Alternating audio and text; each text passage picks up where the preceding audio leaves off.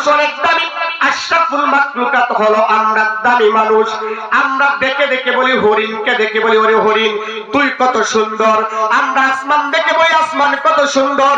জমিনে যা আছে তা দেখে বলি কত সুন্দর। আমরা বাঘরা দেখে বলি বাঘ কত সুন্দর। আমরা বিভিন্ন প্রাণী দেখে বলি প্রাণীরা কত সুন্দর। ময়ূর দেখে বলি ময়ূর কত সুন্দর। হরিণ দেখে বলি ও পৃথিবীর মানুষ আমাকে তুমি যতই সুন্দর বলো না কেন আমি কিন্তু সুন্দর না। কারণ যেই মালিক আমারে বানাইছে সেই মালিক তোমারেও বানাইছে। সেই মালিক ঘোষণা করেছে তোমরা মানুষ হইলা সবচাইতে সুন্দর। ও দুনিয়ার মানুষ ময়ূরকে দেখিয়া বলি ময়ূর রে তুই কত সুন্দর তুই কত সুন্দর। ময়ূর ডাক দিয়া বলেন ও দুনিয়ার মানুষ আমাকে যতই সুন্দর বলো না কেন আমি কিন্তু আমার থেকেও তুমি সুন্দর। একবার নয় দুইবার নয় মালিক বারবার কসম খেয়েছেন কসম খেয়েছেন। ওয়াত্তিনি ওয়াজ্জাইতুন ওয়া তুরি সিনিন ওয়া হাযাল বালাদিল আমিন লাকাদ খালাকনাল ইনসানা ফি আহসানি তাকওয়িম। যাই বলো আমার সুন্দর বলতেছ আমি সুন্দর না। সবচেয়ে সুন্দর হলো তোমরা মানুষ। কি বলেন মানুষ হলো সবচেয়ে সুন্দর।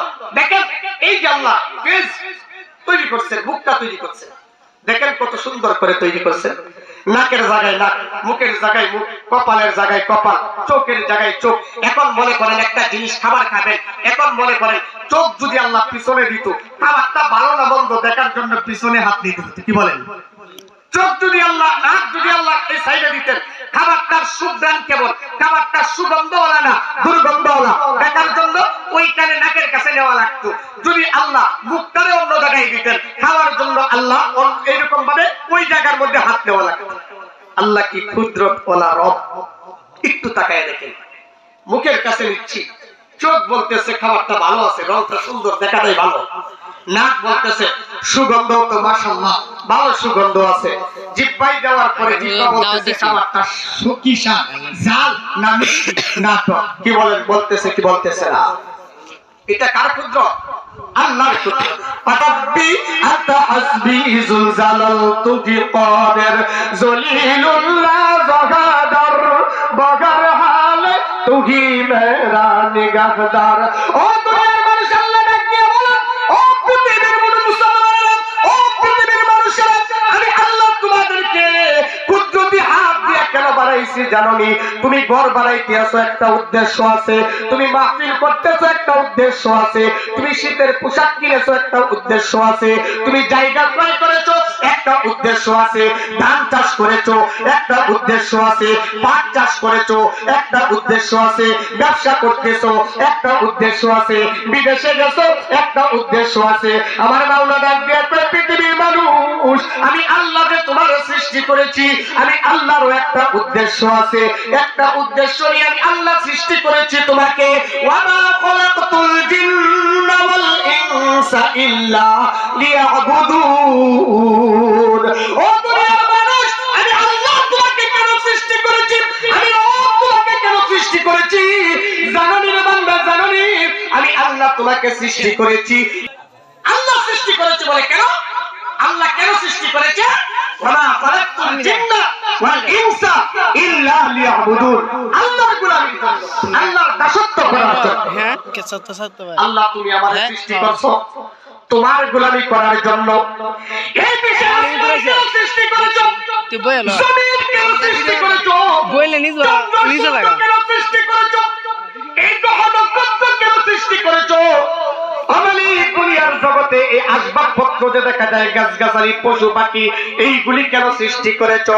আমার মালিক ডাক দিয়ে বলেন ও পৃথিবীর মানুষ আমি আল্লাহ তোমার সৃষ্টি করেছি আমি আল্লাহর গোলামির জন্য।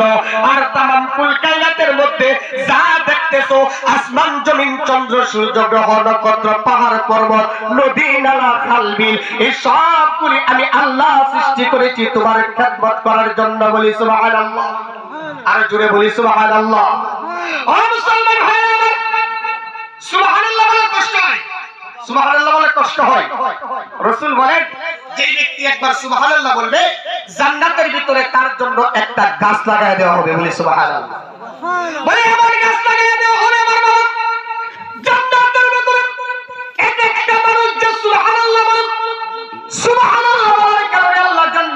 করে এমন একটা গাছ লাগাইয়া দিবে যেই গাছের ছায়া একটা তেজি ঘোড়া 500 বছর দৌড়াইলেও তা অতিক্রম করতে পারবে না। বলি সুবহানাল্লাহ। নবী সুলাইমান আলাইহিস সালাম আল্লাহ তাআলা তাকে একটা সিংহাসন দিয়েছিলেন। যখন যেখানে যাওয়ার ইচ্ছা করতেন সিংহাসন নিয়ে তিনি যাইতে পারতেন। সুলাইমান আলাইহিস সালাম, নবী সুলাইমান আলাইহিস সালাম সিংহাসন দিয়ে উড়ে উড়ে যাচ্ছেন, উপর দিয়ে যাচ্ছেন। একদল সাধারণ মানুষ, একটা সাধারণ গ্রামের ব্যক্তি জীবনে দেখছেন না সুলাইমান আলাইহিস সালাম যেভাবে যাচ্ছে দেখছেন। আগে তো হেলিকপ্টার বিমান ছিল না, কিন্তু সুলাইমান আলাইহিস সালামকে আল্লাহ যে বিমান দিয়েছিলেন, যে সিংহাসন দিয়েছিলেন, এখন বিমান নামার যাচ্ছেন।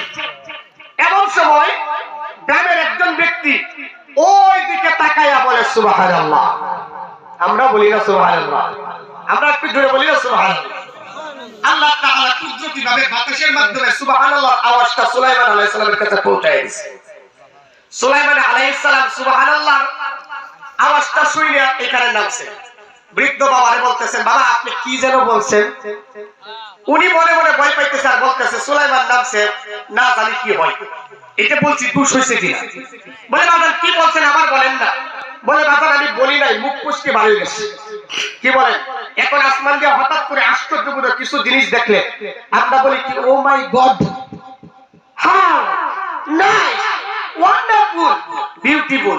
কিন্তু না, আমাদের বলা দরকার ছিল কি, আমাদের দেখে কি বলা দরকার ছিল সুবহানাল্লাহ, আল্লাহর কুদরত কত সুন্দর, না জানি আমার আল্লাহ কত সুন্দর। না আমরা কি বলি how nice, how wonderful, beautiful, sweet. ইহুদি খ্রিস্টানরা আমাদের ভিতরে এটা ঢুকাইয়া দিয়েছেন। এই আমাদের ভিতর দেখে আমাদেরকে কৌশল করে আমাদের মধ্যে অনেক কিছু ঢুকিয়ে দিয়েছেন।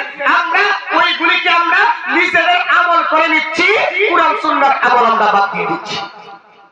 মনে রাখবেন, আমি দুনিয়ার জগতে যাকে অনুসরণ করব, রাসূল বলেন আল মারউ মা মান আহাব্বা, যার সাথে তোমার মহব্বত তার সাথে কিয়ামত। সুলাইমান আলাইহিস সালাম বলেন বাবা কি যেন বলছেন আবার বলেন না। বলে আমি ইচ্ছা করে বলি না, মুখ পুষকে বাড়িয়েছে। বলে আবার বলেন। বলে মুখ দিয়ে বাড়িয়েছে সুবহানাল্লাহ। সুলাইমান আলাইহিস সালাম বলেন আপনার সুবহানাল্লাহ নেকিটা আমাকে দিয়ে দিন, আমার সিংহাসন আপনি নিয়ে দিন। বলি সুবহানাল্লাহ।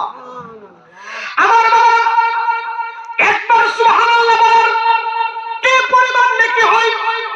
সুলাইমান আলাইহিস সালামের এত বিশাল সিংহাসন দিয়ে দেওয়ার জন্য প্রস্তুত, একবার সুবহানাল্লাহ নেকি নেওয়ার জন্য কি পরিমাণ নেকি হয়।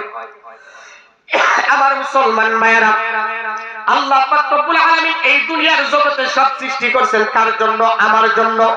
আসমান আমার জন্য আল্লাহ সৃষ্টি করেছেন, জমিন আমার জন্য আল্লাহ সৃষ্টি করেছেন। ও দুনিয়ার মানুষ, যা দেখতেছি সব আমার জন্য আল্লাহ সৃষ্টি করেছেন। বলে এই জগতের মধ্যে তুমি যতদিন থাকবা, যতদিন আল্লাহকে আল্লাহ বলে ডাকবা, আল্লাহর গোলামি যতদিন করবা, রবের কাছে মাথা যতদিন নত করবা, আল্লাহকে আল্লাহ বলে যতদিন ডাকবা, ততদিন আসমান থাকবে, ততদিন জমিন থাকবে, ততদিন চন্দ্র সূর্য থাকবে, ততদিন গ্রহ নক্ষত্র থাকবে। যেদিন থেকে মানুষ তুমি আল্লাহ বলা ছেড়ে দিবা, আল্লাহকে ডাকা ছাড়িয়া দিবা, আল্লাহকে বলিয়া যাইবা, সেদিন আসমান থাকবে না, জমিন থাকবে না, চন্দ্র সূর্য থাকবে না, গ্রহ নক্ষত্র থাকবে না, দুনিয়ার জগতে যা দেখছি কোনো কিছুই থাকবে না। তুমি যেদিন আল্লাহর ইবাদত ছেড়ে দিবা, আল্লাহর দাসত্ব ছেড়ে দিবা, এই জগতে যেদিন আল্লাহ বলনেওয়ালা একজনও থাকবে না, সেদিন আল্লাহ আসমান জমিন ধ্বংস করে দিবে। বলি সুবহানাল্লাহ। আমার আল্লাহ সৃষ্টি করেছেন আমার গোলামের জন্য। ও মুসলমান ভাই, আসমানের মধ্যে একটা সূর্য আছে, এই সূর্যটাকে আল্লাহ সৃষ্টি করেছে আমার গোলামের জন্য। ও পৃথিবীর মানুষ, আল্লাহর হুকুম মানার পরে জমিনে নেমে যাইবা, জমিনের মধ্যে কাজ করবা। ব্যবসায়ী যারা আছো ব্যবসায়ী চলে যাইবা, ক্ষেত খামারে যারা কাজ করো ক্ষেত খামারে চলে যাইবা, যে যে আন্ডারে কাজ করো এই আন্ডারে চলে যাইবা, রাজমিস্ত্রি কাজ করলে রাজমিস্ত্রিতে চলে যাইবা, কাঠ মিস্ত্রি কাজ করলে কাঠ মিস্ত্রির কাজে তুমি চলে যাইবা। বান্দারে আল্লাহ পাক রব্বুল আলামিন এই সূর্যটাকে তোমার আমার জন্য লাইট লাগাইয়া দিয়েছেন। লাইট কি লাগাইছেন? লাইট হিসেবে লাগাইছেন। বান্দারে এই লাইটের আলোর মাধ্যমে আপনি আমি দুনিয়ার সমস্ত কাজগুলি করতেছি। বলি সুবহানাল্লাহ। জুনায়েদ বাগদাদী